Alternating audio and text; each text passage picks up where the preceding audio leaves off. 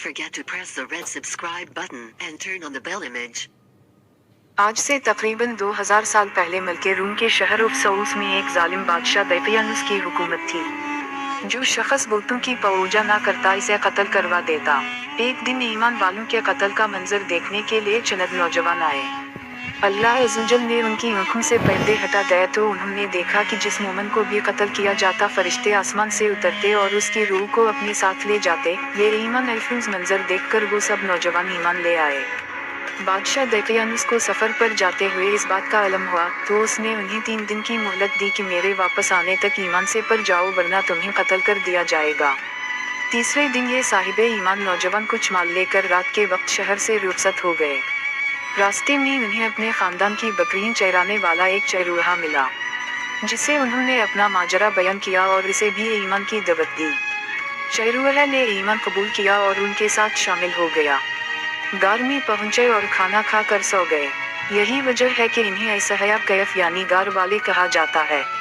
बादशाह दकियानुस को सफ़र से वापसी पर असहाब कहफ के गार में पनाह लेने का पता चला तो उसने गार के मुन्ना पर दीवार बनवा दी ताकि वो भूख और प्यास की वजह से यहीं इंतकाल कर जाएं और यही गार उनकी कब्र बन जाए। जिस हुकूमती मुलाज़िम को ये काम दिया गया उसने असहाब कहफ के नाम, तादाद और इनका पूरा वाक़या उमदा कसम के सीसा से बनी तख्ती पर लिखवाया और उसे तांबे के एक संदूक में बंद करके दीवार की बुनियादों में रखवा दिया। असहाब कहफ तकरीबन 309 साल तक मुकम्मल सोए रहे। इस दौरान किसी भी आवाज़ के सबब एक लम्हे के लिए भी बेदार न हुए। इस अरसे में कई बादशाह आए और गए, यहाँ तक कि एक नेक दिल बादशाह बैदरुस की हुकूमत आ गई। इसके ज़माने में कई फितने उठे, जिनमें से एक ये भी था कि मरने के बाद दोबारा जिंदा होने और क़यामत आने का कुछ लोग इनकार करने लगे थे। बैदरुस ने ये हालत देखकर बारगाह अलही में फरियाद की, या अल्लाह अज़्ज़वजल, कोई ऐसी निशानी ज़ाहिर फरमा जिससे लोगों को मरने के बाद दोबारा जिंदा होने और क़यामत आने का यकीन हो। चुनाचे अल्लाह अज़्ज़वजल ने बादशाह की दुआएं कबूल फरमाई कि एक चरवाहा ने अपनी बकरियों के आराम के लिए उस गार को चुना और लोगों के साथ मिलकर गार के मीना पर बनी दीवार को गिरा दिया। दीवार गिरते ही लोगों पर ऐसी हैबत तारी हुई कि सब वहां से भाग खड़े हुए। दीवार गिरने के बाद असहाब कैफ बेदार हो गए। हालत ऐसी थी जैसे एक रात सोए हों। चेहरे तरोताज़ा और कपड़े बिल्कुल साफ सुथरे थे। नीज़ उनका कफ्ता गार के किनारे कलाए फैलाए लेटा था। असहाब कैफ सबा के वक्त सोए थे और जब उठे तो सूरज डूबने में कुछ वक्त बाकी था।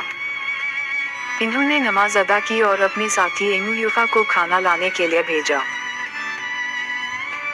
यमलीखा एक तंदूर वाले की दुकान पर गए और खाना खरीदने के लिए दकियानुसी दूर का सिक्का दिया। सदियों पुराना सिक्का देखकर बाजार वाले समझे कि इनके हाथ कोई पुराना खजाना आ गया है। वो यमलीखा को हाकिम के पास ले गए। उसने पूछा, खजाना कहाँ है? यमलीखा बोले, ये खजाना नहीं, हमारा अपना पीसा है। हाकिम कहने लगा, ये कैसे मुमकिन है? ये सिक्का 300 साल पुराना है, हमने तो कभी ये सिक्का नहीं देखा। यमलीखा बोले, दकियानुस बादशाह का क्या हाल है? हाकिम बोला, आजकल इस नाम का कोई बादशाह नहीं है। सैकड़ों साल पहले इस नाम का एक काफिर बादशाह गुजरा है। यमलीखा ने कहा, कल ही तो हम दकियानुस से अपनी जान बचाकर गार में छुपे थे।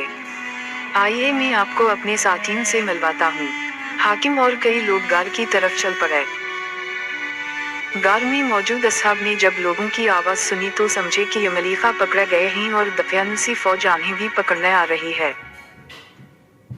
यमलीखा ने गार में पहुंचकर साथियों को सारा माजरा बताया। हाकिम ने गार के किनारे संदूक देखा तो उसे खुलवाया। अंदर से तख्ती मिली जिस पर असहाब कैफ का हाल लिखा था। हाकिम ने यह खबर बादशाह बैदरुस तक पहुंचाई। वो भी आ गया और उसने असहाब कैफ का हाल देखकर सजदा शकर किया कि अल्लाह अज़्ज़वजल ने मरने के बाद जिंदा होने और क़यामत का यकीन दिलाने के लिए निशानी अता फरमाई। इसके बाद असहाब कैफ गार में आकर सो गए और उनकी रूह कब्जा कर ली गई। बैदरुस ने लकड़ी के संदूक में उनके मुबारक जिस्म रखे। गार के करीब मस्जिद तमीर करने का हुक्म दिया और लोगों के लिए दिन मुकर्रर कर दिया कि हर साल ईद की तरह वहां आया करें।